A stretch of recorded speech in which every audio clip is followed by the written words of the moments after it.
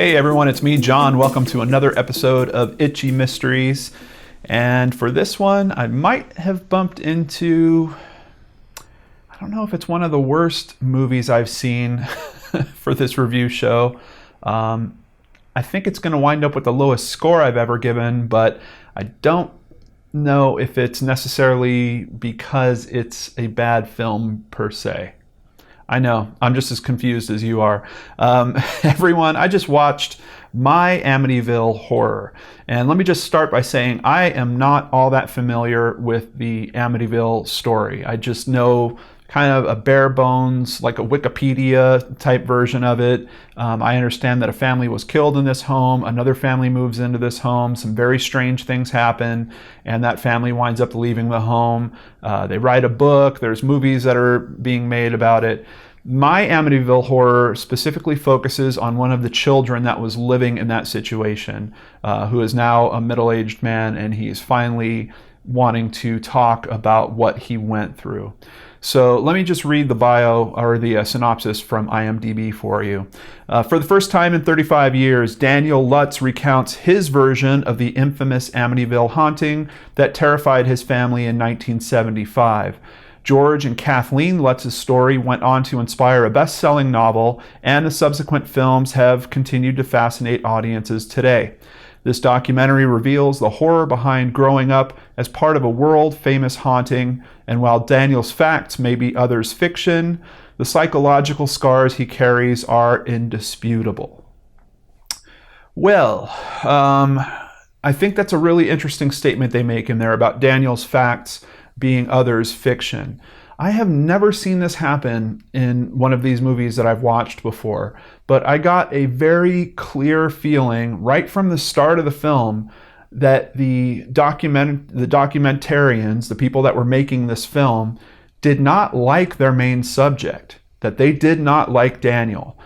They show some scenes very early on where, quite honestly, the language that he's using seems a bit manipulative. It seems like he's very rough around the edges, certainly. I don't think anyone would dispute that. But outside of that, if you've had to deal with people that are really big on manipulating others and lying, this guy just is throwing red flags all over the place.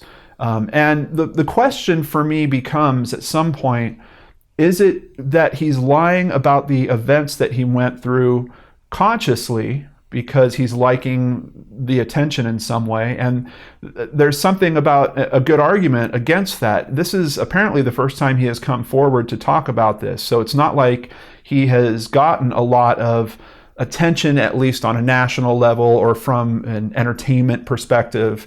But perhaps within his own day-to-day of dealing with people, he likes the type of attention he gets for those stories.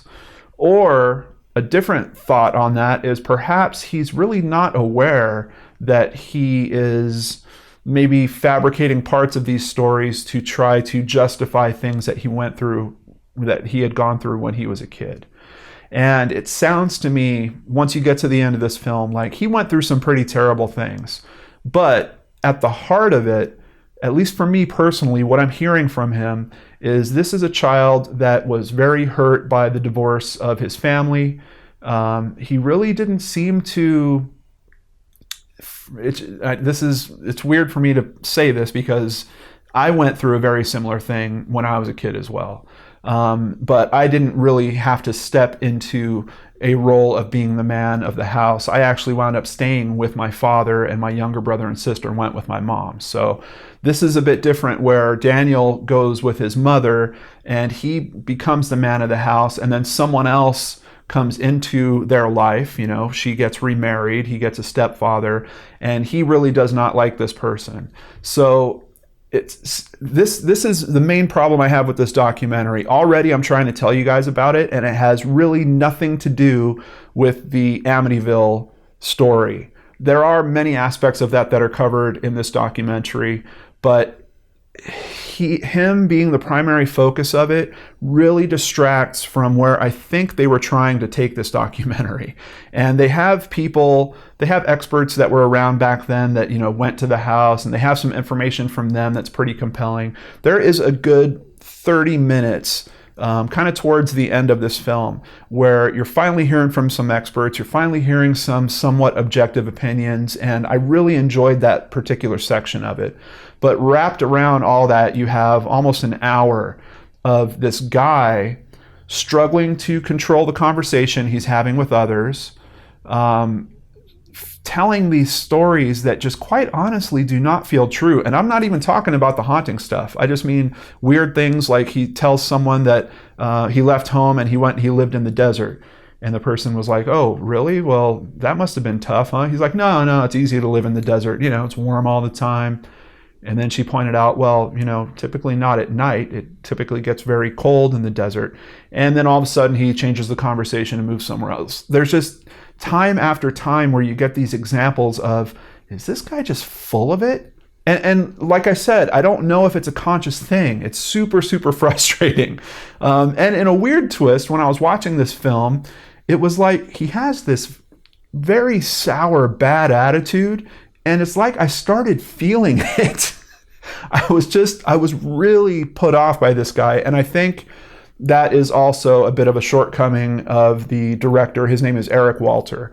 I don't think he knew how to handle this guy very well. I think Eric was probably a fan of the story of the Amityville haunting, but in terms of him being able to conduct meaningful, strong interviews and drive to the truth of things, that is not where this film goes at all. Setting up a microphone for someone and letting them just kind of babble in circles, that is much more of what's going on in this film. And there's a part of that that really offended me. Like I was really noticing when I was watching this that I was literally getting upset at maybe not only Daniel, but how he was being depicted in this documentary. There's just this basic thing for me when I'm watching these things. I've watched people that have murdered other people be interviewed. I've watched mass murderers be interviewed. And though I was able to gain some level of understanding, or I don't want to use sympathy because that sounds almost too soft, but people are people. There's usually something within everyone, if you look deep enough, that you can connect to, that you could say, hey, yeah, I'm kind of like that in a little bit of a way. The way Daniel is presented in this documentary, for me personally, I had no opportunity to do that outside of the fact that, we're both kids that were raised in busted up families. But outside of that, it's like he got stuck with that part of his personality and he just festered this rage around it. He talks about control several times in this documentary, and it is very clear that he felt like he had a lack of control when he was a kid, and that just continues to today.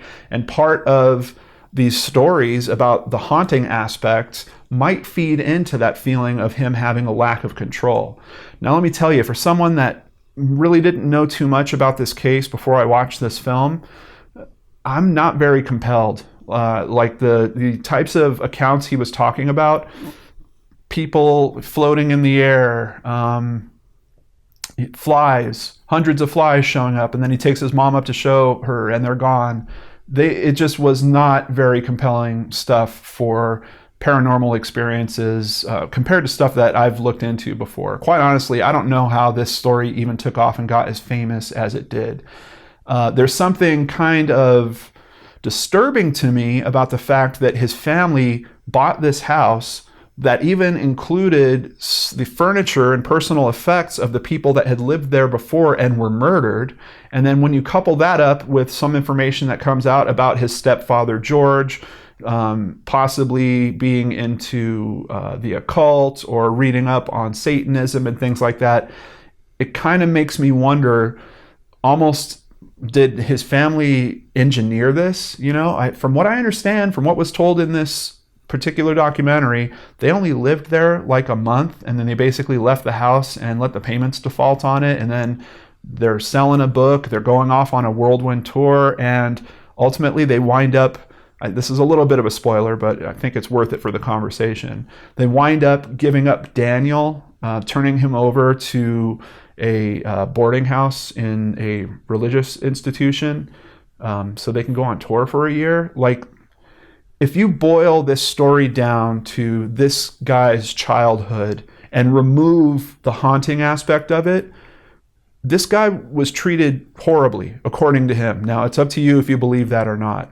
But that is certainly enough to, I think, make some very interesting things happen in his memory, make some weird stories kind of happen that will connect these events.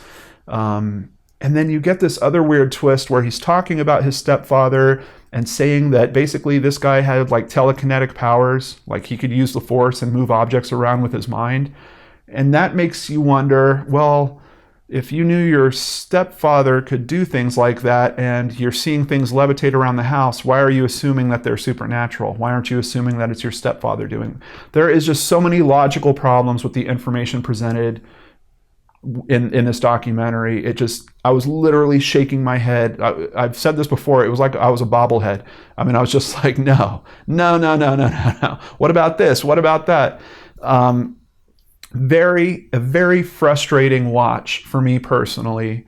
I don't think there is a lot to gain for it unless you are a big fan of this particular Amityville haunting story. Maybe you would enjoy it a bit more than I did. I came out of this not being a fan of that story, not being even interested into looking into it more. From what I heard in this documentary, the most compelling thing is a picture that someone produced where there was a child in the picture at a time where supposedly there was no children that were in the house. Well, it's pretty clear in the picture that there's a child in the picture. So that either there's a bit of creative storytelling going on there. I mean, it doesn't look like a ghost child. It literally looks like a kid that's poking his head around a corner. So I'm not really compelled by even that aspect of the story. And also the accounts of what happened to Daniel and his family, no one ever mentioned, oh yeah, there's a ghost kid that keeps showing up. There's no information to actually support that sighting as being something supernatural and connected to what they were going through. So in case you're not detecting it, very frustrating watch. It rates a 5.5 on IMDb. I think that's a joke. This is a 3 at best. I would suggest you completely steer clear of it. I saw it for free on Hulu, thankfully. I would never suggest that anyone spends money to watch this. I don't know. There's something very weird about it's based on a person that is ultimately unlikable. Like, there's even these weird segments where I don't know why they make him look really cheesy while he's shredding on electric guitar and he's driving his old roadster around town, and then they're back in his garage and he's talking about all these serious things he went through and he's manipulating the people he's talking to. The best example of it is right at the end, and once again, I'm not really worrying about spoilers here because don't watch this. Let me just put that out there. Unless you are an Amityville super fan, do not watch this film. But the harshest thing that happens in terms of him controlling conversation is at the end between him and the filmmaker, where the filmmaker is asking, hey, have you ever thought about taking a polygraph? And then he gets really upset with the filmmaker and he's like, well, what would that tell you? And he's waiting for the filmmaker to answer. He's like, well, I'm just saying that, others might. He's like, what, that some box would be more believable than me? We're going to have words after this. I mean, he comes across like the biggest jerk you have ever met. I would not want to even speak to this dude. Like, he's lost in his own thing.